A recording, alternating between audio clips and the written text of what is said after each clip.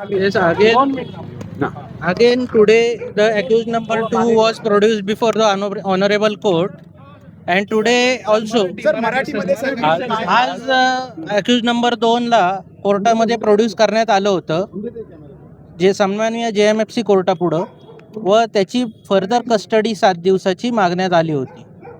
पण दोन्ही बाजूचा आरोपींचा युक्तिवाद ऐकता व आमचे सिनियर काउन्सिल उत्तरवार सर यांचा युक्तिवाद ऐकून सन्माननीय कोर्टाने इन्व्हेस्टिगेशनमध्ये कुठलीही प्रोग्रेस नसल्या कारणानं व फक्त एक सिंपल रिकव्हरीसाठी फक्त 4 दिवसाची पोलीस कस्टडी ग्रँट केलेली आहे. सर काय युक्तिवाद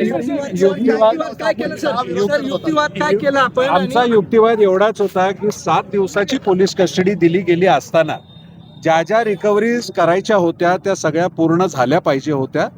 आता जी कारणं दिली गेली होती ती संयुक्तिक नव्हती, त्यामुळे त्यांना फर्दर पोलीस कस्टडी मिळू नये चेतनची, असा आमचा युक्तिवाद होता. त्याच्यासाठी काही अर्ज वगैरे दिलेला होता का? मीडिया ट्रायल होऊ नये? नाही, आमच्याकडनं असं कोणत्याही प्रकारचा अर्ज देण्यात आलेला नाहीये.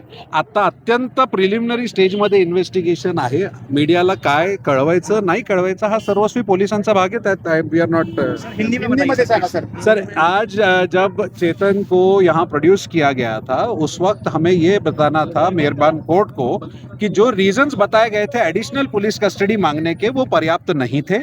हमें ये बताना था कि जितना 7 दिन की कस्टडी मिल चुकी है वो काफ़ी है, उनसे जो रिकवरी होनी थी वो हो चुकी है, इसीलिए उन्हें MCR में यानी कि जुडिशियल कस्टडी में रखा जाए. लेकिन क्राइम के सीरियसनेस को देखते हुए मेहरबान कोर्ट ने 7 दिन ना देते हुए 4 दिन की उनकी कस्टडी बढ़ाई है ताकि इन्वेस्टिगेशन को अच्छे से पूरा किया जा सके. बाकी the rest is up to the police. और 4 दिन में क्या इन्वेस्टिगेशन पूरा. माझं नाव ॲडव्होकेट राधिकेश उत्तर.